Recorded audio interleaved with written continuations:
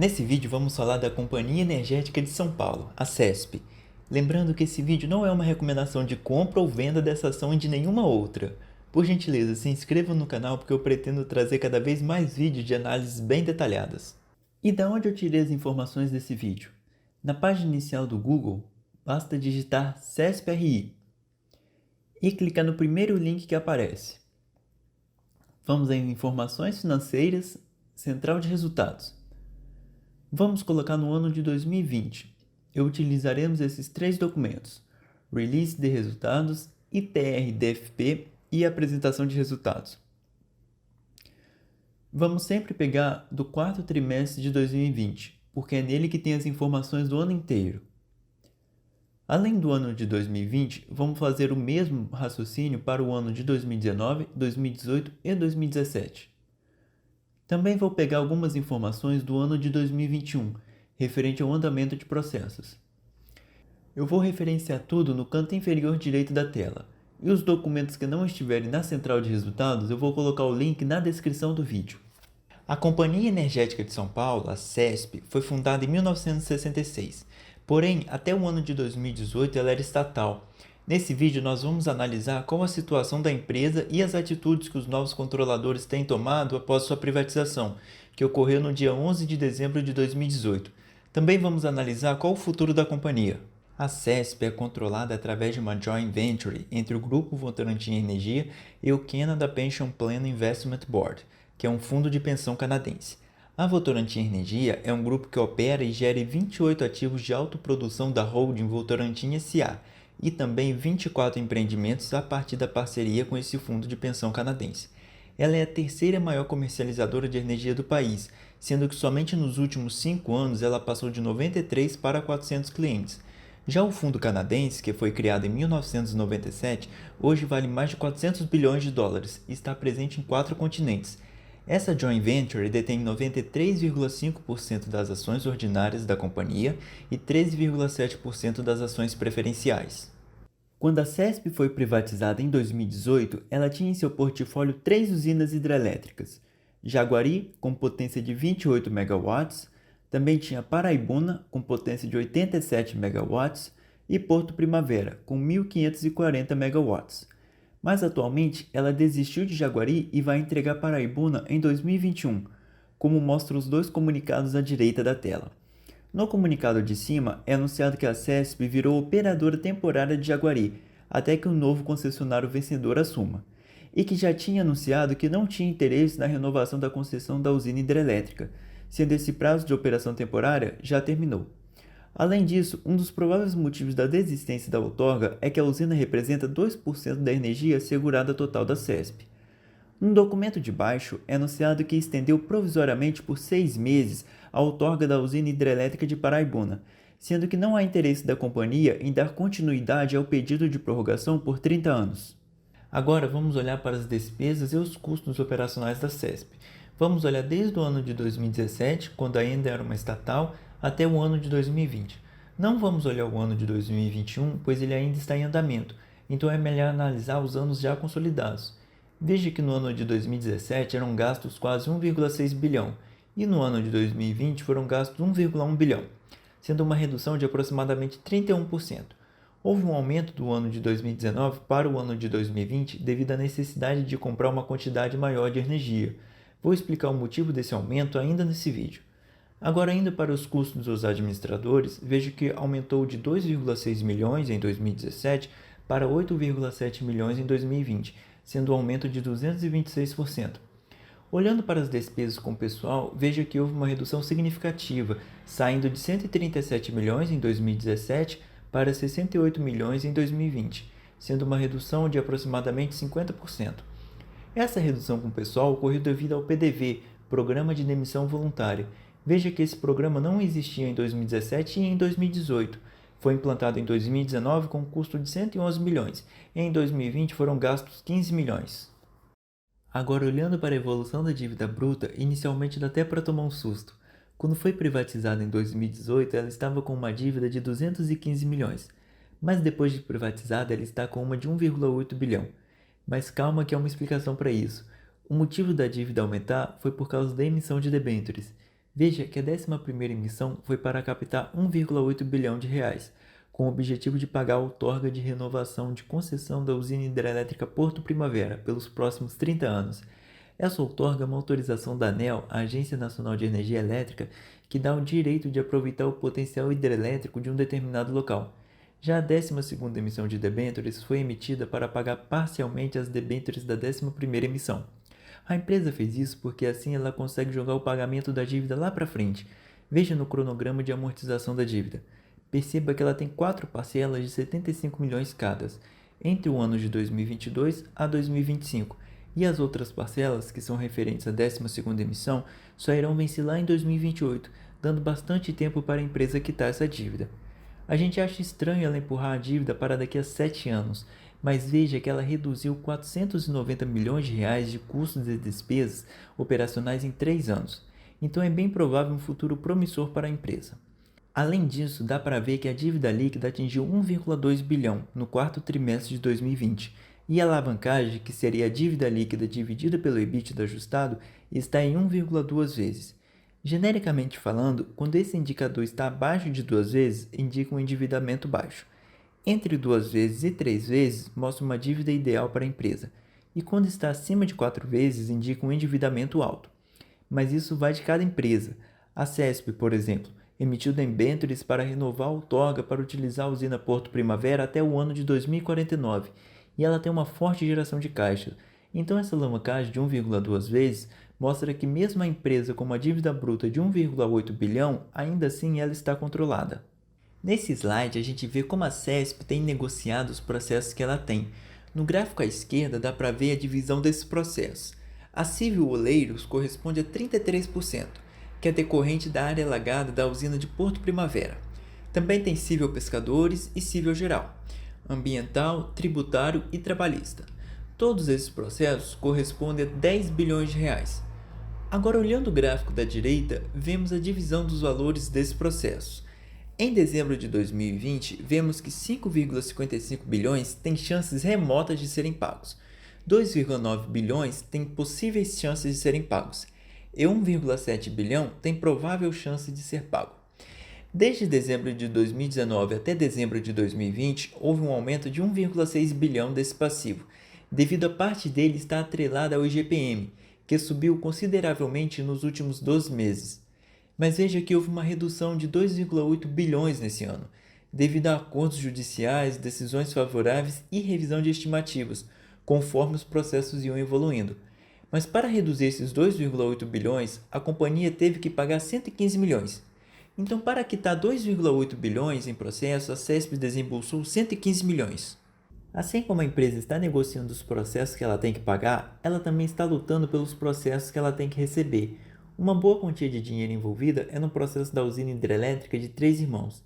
Esse processo acontece desde que a companhia tinha um controle estatal e diz respeito a investimentos da geradora nas reclusas e no canal, exigindo 1 bilhão, investimentos na usina pedindo 1,9 bilhão e também nos terrenos da usina, pedindo 1,8 bilhão de indenização. Somando todos os valores, temos 4,7 bilhões de reais, dos quais 1,7 bilhão são incontroversos. Ou seja, a União vai ter que pagar essa quantia com correção monetária para a CESP, pois a database é de junho de 2012. Essa usina nem está mais no portfólio da empresa, mas o processo vem acontecendo desde 2014. A CESP Comercializadora começou sua operação em janeiro de 2020 e tem uma única acionista e controladora, a CESP. O objetivo dessa empresa é comercializar, promover a compra e a venda, a importação e exportação de energia elétrica.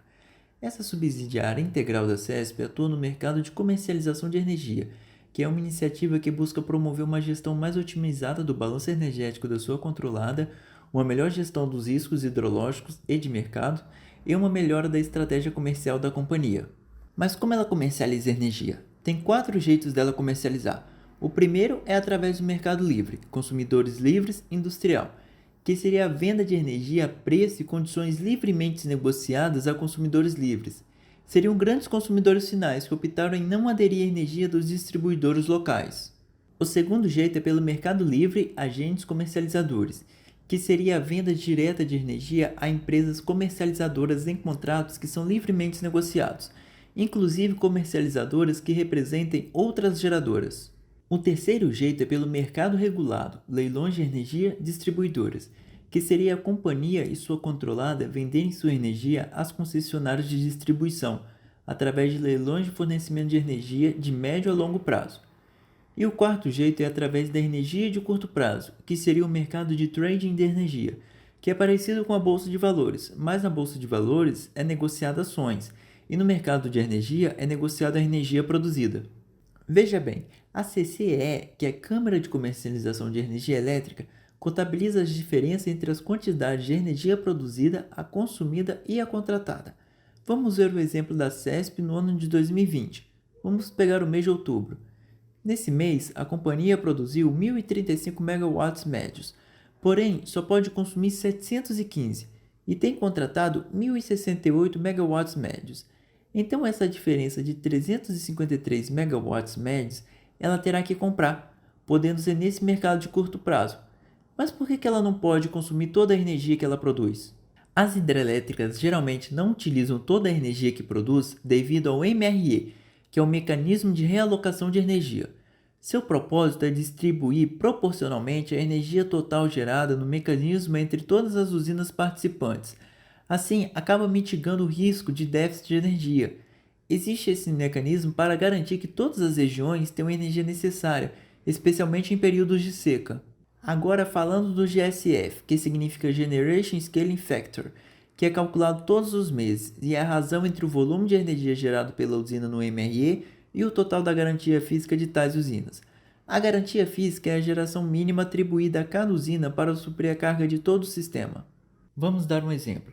Se o MRE concluiu que a proporção de energia de todas as usinas resultou em 650 megawatts e a garantia física de uma hidrelétrica foi de 900 megawatts, então o GSF será de 72%. Logo, ela irá receber 72% da garantia física dela. Nesse exemplo, a usina iria receber 650 megawatts. Se ela tivesse vendido 800 megawatts, ficaria faltando 150 megawatts de energia que ela poderia comprar no mercado de curto prazo. Agora a gente vai comparar a energia comprada no primeiro trimestre de 2021 com os trimestres dos anos anteriores.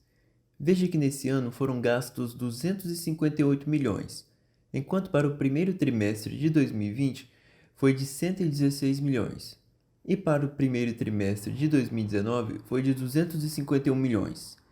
Mesmo em 2019, a CESP gastando 251 milhões no primeiro trimestre, veja que ela fechou o ano gastando 667 milhões em energia comprada.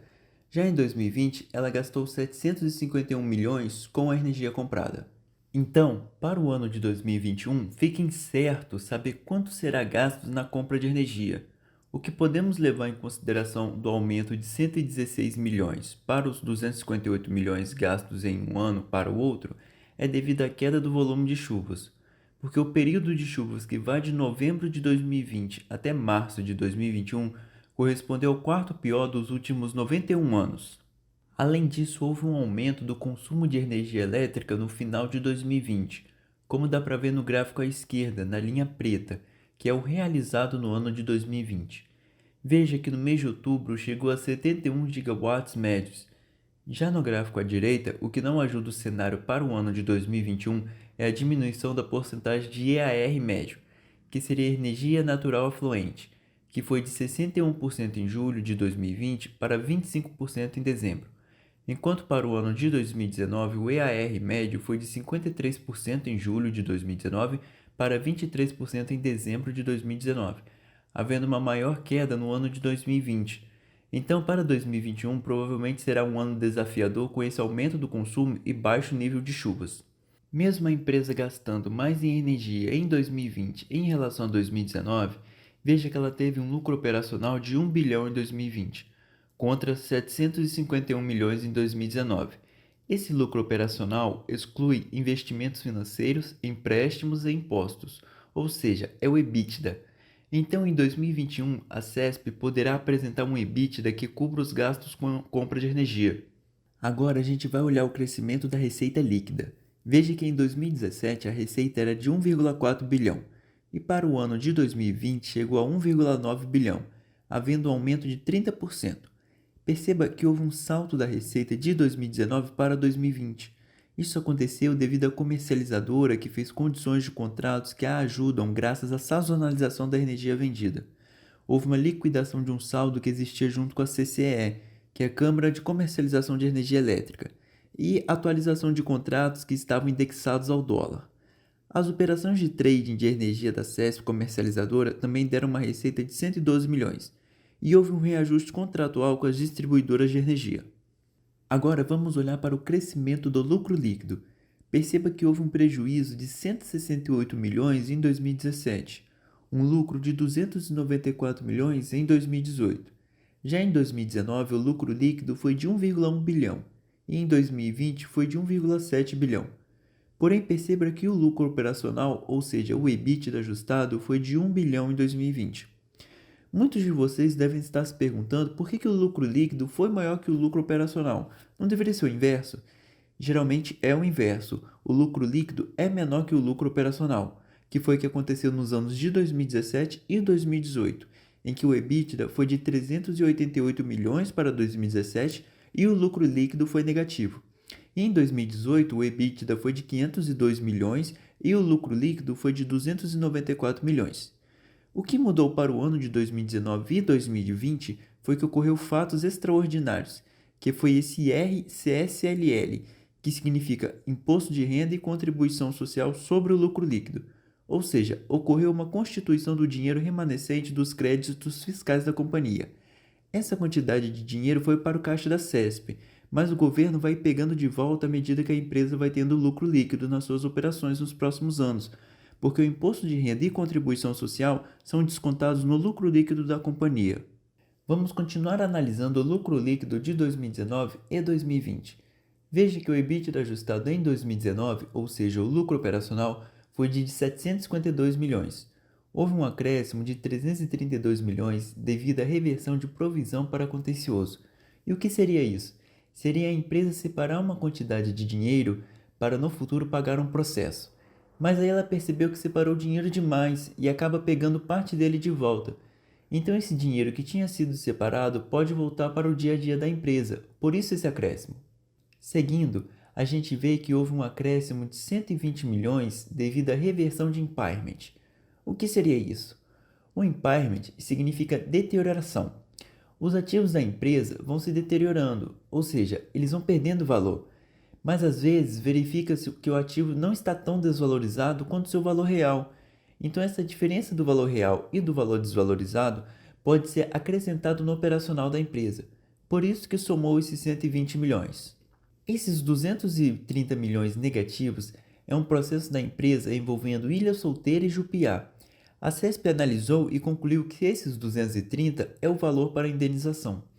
Agora, esse PDV significa Programa de Demissão Voluntária, que foram gastos 111 milhões. A depreciação e amortização no valor de 380 milhões é devido à desvalorização que ocorre nos ativos da empresa, e o resultado financeiro seriam os custos da dívida, ações judiciais e variação cambial, totalizando um valor de 347 milhões. Depois disso tudo, e excluindo esse valor recebido, a gente teria um lucro líquido de 136 milhões. Olhando para o ano de 2020, a linha de raciocínio é a mesma, porém no final teríamos um lucro de 257 milhões. Agora vamos olhar a distribuição de dividendos desde o ano de 2018. Começando em 2018, vemos que foi distribuído 297 milhões de dividendos. Isso corresponde a 91 centavos por ação. Nesse mesmo ano, o EBITDA ajustado foi de 502 milhões. Se a gente dividir o total de dividendos pelo EBITDA ajustado, vamos chegar numa razão de 59,15%. E se a gente dividir o total de dividendos distribuídos pelo lucro líquido do período,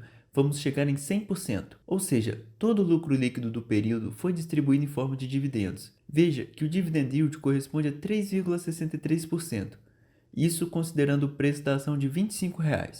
Agora, olhando para o ano de 2019, vemos que houve a distribuição de dividendos mínimos obrigatórios de 597 milhões e dividendos adicionais de 8 milhões.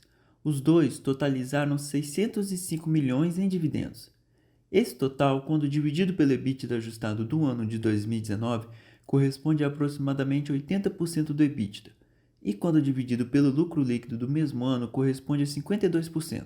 Agora, olhando para o dividend yield em 2019, se a companhia só tivesse distribuído os dividendos mínimos obrigatórios, o que seria o valor de 597 milhões, a gente teria R$ 1,82 por ação, o que não muda muita coisa em relação a R$ 1,85 por ação distribuídos ao todos, pois houve um dividendo adicional de apenas 8 milhões. E considerando o preço da ação em R$ 25, a gente teria um dividend yield de 7,28% para os dividendos mínimos distribuídos e 7,40% para os dividendos totais distribuídos. Agora, olhando para o ano de 2020, vai haver grandes diferenças.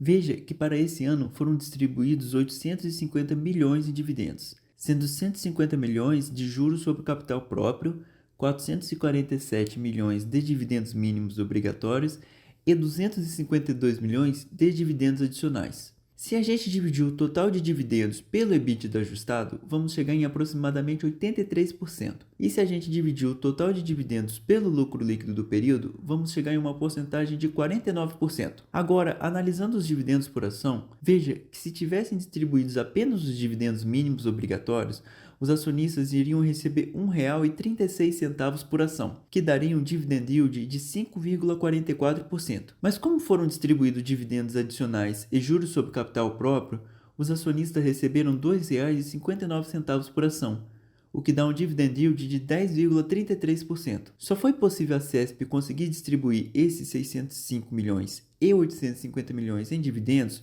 pelo fato dela ter recebido do governo o dinheiro de imposto de renda e contribuição social sobre o lucro líquido. Veja nessa tabela a diferença que ocorre nas porcentagens quando tem um fato extraordinário na empresa. Perceba que em 2018 a razão do EBITDA ajustado ficou menor que a do lucro líquido. Já em 2019 e 2020 ocorreu o inverso. A razão do EBITDA ajustado ficou maior que a do lucro líquido. Agora vamos analisar o patrimônio líquido e o CAPEX. O patrimônio líquido, a grosso modo, seria assim: caso eles fossem fechar a empresa amanhã, eles iriam vender tudo, pagar todas as dívidas e no final o dinheiro que sobrasse seria o patrimônio líquido. E o CAPEX é o investimento em bens materiais que tem o objetivo de manter ou ampliar a produção da empresa, ou podendo gerar melhorias em um determinado produto, assim a produção iria aumentar e consequentemente o lucro. Mas no caso da CESP, veja que o patrimônio líquido subiu menos de 100 milhões em 4 anos. Isso dá um crescimento de 1,28% do patrimônio da empresa.